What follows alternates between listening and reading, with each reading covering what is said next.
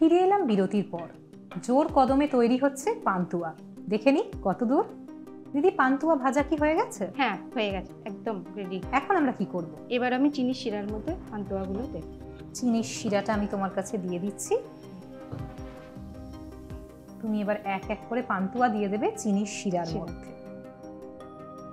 পান্তুয়া ডুবছে চিনির শিরার মধ্যে। পান্তুয়া তৈরি হতে থাক, ততক্ষণ আপনাদের বলে দিই একটা কথা।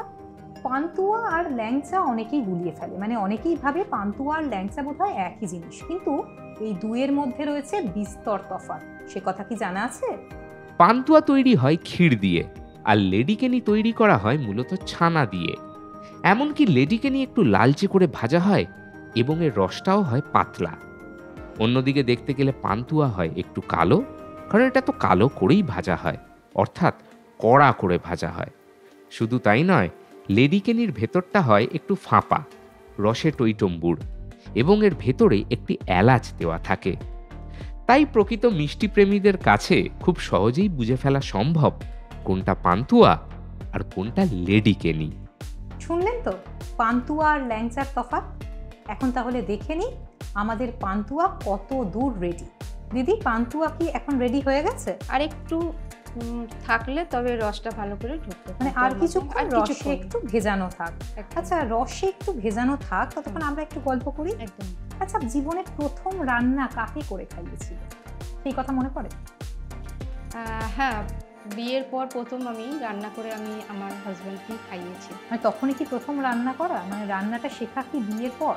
বিয়ের পরেই বেশিরভাগটা শেখা। ও বেশিরভাগটা বিয়ের পর শেখা না? তাতে কোনো লজ্জার কিছু নেই। অনেকেই আমরা আগের জীবনে যখন ব্যস্ত থাকি তখন তো করে ওঠা হয় না। বিয়ের পর একটা নতুন অধ্যায় গিয়ে নতুন করে অনেক কিছু শেখা হয়। কি রান্না করেছিল প্রথম? আমি রান্না করেছিলাম মাছ ভাজতে গিয়ে মাছ পুড়ে গিয়েছিল। ও, এইটা যে তুমি নির্দ্বিধায় বললে, এটা কিন্তু অনেকেই বলতে পারে না। মানে অনেকেই বলে যে না, খুব ভালো করেছিলাম, কিন্তু এটা একদম খুব একটা সততার সাথে তুমি সত্যি কথা বলেছো। কারণ অনেকেই আছি আমরা যারা বুঝতে পারি না যে তেল কতটা গরম হয়েছে, তার মধ্যে মাছটা দেওয়া চলে কিনা, সেই ভেবে না মাছটা অনেক সময় আমরা ভেজে উঠতে পারি না। আমরা ভাবি যে মাছ ভাজা ভীষণ সোজা। একবার আমার সাথে একটা মজার ঘটনা ঘটেছিল। তেল গরম হয়নি, আমি তার মধ্যে পাবদা মাছ ছেড়ে দিয়েছিলাম। ফলে মাছটা একদম ভুনা হয়ে গেছিল। যেহেতু পাবদা খুব শুকি মাছ, আর তেল গরম না হলে ওটা কিন্তু একদম চিটে যায়। তো আমরা যে কাজগুলো ভাবি না খুব সোজা, সেগুলো কিন্তু সোজা নয়। প্রতিটা কাজই কিন্তু শেখার রয়েছে। তোমার মাছ ভাজা তখন একদম পণ্ড হয়ে গিয়েছিল, কিন্তু তোমার সেদিনের কথাটা কিন্তু মনে আছে। মানে সেই হাসির ঘটনা তোমার মনে আছে। এবার মনে হচ্ছে মিষ্টি একদম রেডি। তাহলে আমি কিন্তু আর বেশিক্ষণ তর সইতে পারছি না। আমাকে চট করে তুমি একটুখানি সার্ভ করে দাও, যাতে আমি একটু টেস্ট করতে পারি। একদম।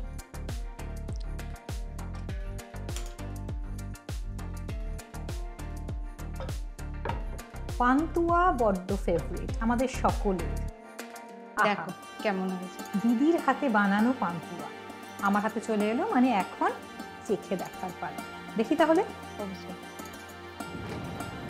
আহা, নরম তুলতুলে পান্তুয়া, ভালোই না দেখতে লাগছে, খেতে তো অবশ্যই ভালো হবে। বিশ্বাস করুন, যদি না বলতে আমি বুঝতেই পারতাম না যে এটা দোকান থেকে কেনা না তোমার বানানো। এতটাই সুন্দর হয়েছে। থ্যাংক ইউ সো মাচ দিদি, এত সুন্দর একটা রেসিপি আমাদের সকলের সঙ্গে ভাগ করে নেওয়ার জন্য। আমিও খুব খুশি, তোমাকেও অনেক অনেক ধন্যবাদ। Thank you. আর তোমার জন্য রয়েছে একটা উপহার। আমাদের গিফট স্পন্সর অরিফ্লেমের পক্ষ থেকে রয়েছে একটা গিফট ভাউচার, যেখানে কেনাকাটির উপর তুমি পেয়ে যাবে 25% অফ। আরও রয়েছে প্রতিভা প্রকাশনীর পক্ষ থেকে একটা গিফট ভাউচার, যেখানে কেনাকাটির উপর তুমি পেয়ে যাবে ফ্ল্যাট 25% অফ। আর একটা ভালো খবর তোমার সঙ্গে ভাগ করে নিই। প্রতিভা প্রকাশনীর পক্ষ থেকে একটা রান্নার বই প্রকাশিত হতে চলেছে, যার নাম রান্নাবাটি। এই বইয়ের জন্য তুমি কিন্তু তোমার ইউনিক 3টে রেসিপি পাঠাতে ভুলো না, কারণ চ্যানেল 1-এর এক যে আছে খাবারে অংশগ্রহণকারীরা এই বইয়ের জন্য 3টে ইউনিক রেসিপি পাঠাতে পারে। তাহলে মনে করে কিন্তু পাঠিয়ে অবশ্যই পাঠাবো। তাহলে আপনারা দেখলেন তো কিভাবে বানাতে হয় পান্তুয়া। অবশ্যই বানান আর পরিবারের সকলকে খাওয়ান। আর আমি আজকের মতো বিদায় নিচ্ছি, তবে কথা দিচ্ছি ফিরে আসবো খুব তাড়াতাড়ি একদম নতুন ঝকঝকে এপিসোড নিয়ে। ততদিন সুস্থ থাকুন, ভালো থাকুন আর ওয়ানে থাকুন। প্রাচীন সংস্কৃত গ্রন্থে পান্তুয়ার যে আদি সংস্করণের খোঁজ পাওয়া যায় তার নাম কি? 1. পান্তুটিয়া, 2. দুগ্ধকুপিকা, 3. চমচমিয়া। সঠিক উত্তর লিখে পাঠিয়ে দিন 8972324479 এই নাম্বারে। সঠিক উত্তরদাতা পেয়ে যাবেন চ্যানেল ওয়ানের পক্ষ থেকে একটা আকর্ষণীয় পুরস্কার এবং আমাদের শুটিং ফ্লোরে আসার দুর্দান্ত সুযোগ। গত সপ্তাহের বিজয়ী পানিহাটি থেকে সোমা সাধুখা।